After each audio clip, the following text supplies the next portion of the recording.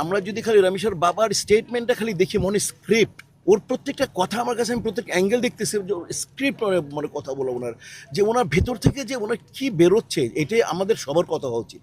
রমেশের বাবাই যাতে মানে আজকে মানে যেটা আমাদের সবার বলা উচিত ছিল, রমেশের বাবা বলে যাচ্ছে।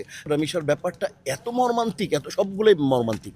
একটা মেয়েকে যখন তার সম্ভ্রম হানি করা হয়, তাহলে ওই মেয়ে জানে, ওই পরিবার জানে, আর পুরো নারী জাত জানে কত বড় এটা অপমর্যাদাকর, এটা একটা ঘটনা। অতএব এটা এটা এটা আমরা সবার যে এক নিয়ম চাই, কোনো ব্যাপারে কোনো কনসিডার না, কোনোভাবে কোনো কনসিডার আপনি তো সন্তানের বাবা। ডেফিনেটলি এটা মানা যায় না ভাই, এটা মানা যায় না ভাই। এটা মানে রমেশের ব্যাপারটা আরো বেশি মানে মানে যেহেতু এটা খুব একটা বাচ্চা, স্কুল গোয়িং বাচ্চা, দেখতে এত মায়া লাগে মানে। আর ওর বাবার কথাগুলা মানে ওর মানে আমরা যদি খালি রমেশের বাবার স্টেটমেন্টটা খালি দেখি মনে স্ক্রিপ্ট, ওর প্রত্যেকটা কথা আমার কাছে, আমি প্রত্যেক অ্যাঙ্গেল দেখতেছি যে স্ক্রিপ্ট মানে কথা